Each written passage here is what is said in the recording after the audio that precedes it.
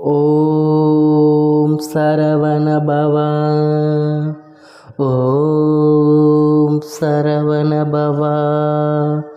ஓம் சரவணபவ. முருகன் என்றாலே வேலுண்டு வினையில்லை, வெற்றிவேல் முருகா வாழப்போகிறாய் என்று நீண்ட நேரமாக காத்து கொண்டிருக்கிறேன். ஆனால் நீயோ மனதை போட்டு குழப்பிக் கொள்கிறாய். என் வாழ்க்கை இப்படி போகிறதே, என் விதி இப்படியாகிவிட்டதே, என் சந்தோஷத்தை காண முடியாதா என்று புலம்பிக் கொண்டே இருக்கிறாய். என் தங்கமே, வாழும் நாட்கள் எப்படி இருக்க வேண்டும் என்பதை நீ இன்றைக்காவது யோசித்திருக்கிறாயா? கடந்து போன காலத்திலிருந்தே காலத்தை கழித்து கொண்டிருக்கிறாய். கடந்த காலத்தை நினைத்து கண்ணீர் விடுவதும் எதிர்காலத்தை எண்ணி கனவு காண்பதும் போலவே உன் வாழ்க்கை போய்கொண்டிருக்கிறது. பிற்காலத்தை ஒரு நொடியேனும் வாழ்ந்து பார். அப்படி நீ ருசிக்க ஆரம்பித்தால் உன் வாழ்க்கையில் பொறுமையும் வெறுப்பும் நீ உணர்ந்திருக்க மாட்டாய். சற்று யோசித்து பார்.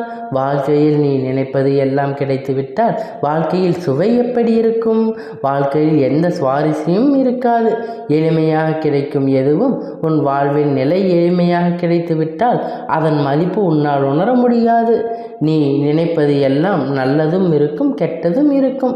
அவை எல்லாமே நீ கிடைத்த மாதிரி உன் கையில் கிடைத்துவிட்டால் நீ திருப்தி அடைவாய், சந்தோஷமாக மகிழ்வாய். ஆனால் அது உனக்கு பாதகமாக விளைவுகளை கொடுக்கும். சற்று பொறுமையாக இருந்து கொண்டால் நீ என்னிடம் கேட்பவற்று ஏதாவது பாதகமாக இருந்தால் அதை உனக்கு சாதகமாக மாற்றி என் பரிபூர்ண ஆசீர்வாதத்துடன் அதை உன்னிடம் முதலில் இப்படி என்னை படைத்துள்ளீர்கள் அப்பா, என் வாழ்க்கை மட்டும் ஏன் இப்படியாகிவிட்டது? என்னால் மட்டும் எதையும் சாதிக்க முடியாமல் போய்விட்டது. என்னிடத்தில் முறையிடுவதை நிறுத்திவிடு. நீ திறமையில், ஆனால் அதை செயல்படுத்தத்தான் உனக்கு தெரியவில்லை. உன்னிடத்தில் இல்லாத திறமையா? நான் உன்னை திறமைகளை நிறைத்த நற்குணம் கொண்ட அன்புடையவனாக படைத்தேன். இவ்வுலகில் படைத்தேன். சாதிக்க பிறந்த என் பிள்ளைதான். ஆனால் நீ இவ்வுலகில் வாழ்கின்ற கஷ்டங்கள் எல்லாம் ஒன்றை நினைத்து அதில் நோக்கி இன்றும் முன்னேறாமல் அழுது கொண்டே இருத்தால் வாழ்க்கை நீ எப்படி நீண்டு கொண்டேதான் இருக்கப் போகிறது. நேரங்கள் நிமிடங்கள் போய்கொண்டேதான் இருக்கும். வாழ்க்கையில் முதலில் உனக்கு எது தேவையோ எது தேவையில்லையோ என்று பட்டியலிட்டு உனக்கு எது தேவை என்று நினைக்கிறாயோ அதை முன்னே நிறுத்து. அதற்கு முக்கியத்துவமாக உழைத்து கொள்வதற்காகவற்றையும் உனக்கு பற்றி கொண்டு இருந்தால் வாழ்க்கையில் முன்னேற முடியாது. எல்லாவற்றையும் தாண்டி வரும்போது தான் உனக்கான சிறந்த எதிர்காலத்தை நீ அடைய முடியும். நினைத்த எதிர்காலமும் உன் மன விருப்பமும் எதுவும் உனக்காக காத்து கொண்டிருக்கிறது. நீதான் இருந்த இடத்தில் முதலில் பணத்தை பயணித்து கொண்டே இருக்கிறாய். நீ விரும்பும் இடத்தை அடைய முடியும். பயந்து கொண்டே தயங்கிக் கொண்டே இருக்காதே. பயத்தின் முடிவுதான் துணிச்சல் பிறக்கும். கஷ்டம்தான் இஷ்டப்படுத்தி அடைய வைக்கும், வழிவகுக்கும். நீ முயற்சி மட்டும் செய்தால்தான் வெற்றியை அடைய முடியும். உன்னுடைய நான் நின்று கொண்டே இருக்கிறேன். மகிழ்ச்சியாக இரு, சந்தோஷமாக இரு என் செல்லமே. நான் இருக்கிறேன், பயப்படாதே. யாம் இருக்க பயமே. ஓம் கந்தா போற்றி, கதம்பா போற்றி, கதிர்வேலா போற்றி, ஆறுபடை வீடு கொண்ட முருகா போற்றி. ஓம் சரவணபவா என்று முருகனை எப்பொழுதும் உச்சரித்து கொண்டே இரு.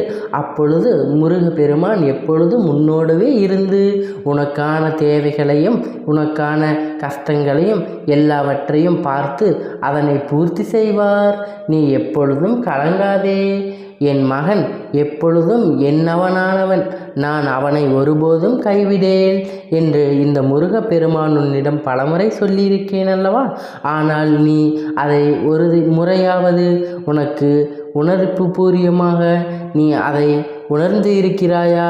அதனை உணர வேண்டுமென்றால் நீ முருகனை எப்பொழுதும் முருகனின் நாமத்தையும் முருகனை பற்றியும் நீ அதிகமாக யோசித்து சிந்தித்து கொண்டிருந்தாலே அது உனக்கு கிடைத்துவிடும். நீ என்னை மட்டும் சிந்திக்க வேண்டும் என்று நான் இதை கூறவில்லை. நீ என்னை கூறினாலும் கூறாவிட்டாலும் நான் உனக்காக நின்று கொண்டேதான் இருப்பேன். இதனை நீ புரிந்து கொள்ள வேண்டும். நீ எங்கு சென்றாலும், நீ வேறு ஒரு தெய்வத்தை வணங்கினாலும் கூட நான் உன்னுடனே எப்பொழுதும் இருந்து கொண்டே இருக்கிறேன். அதை நீ ஒருபொழுதும் மறவாதே. ஓம் சரவண பவா. ஓம் சரவண பவா. ஓம் சரவண பவா.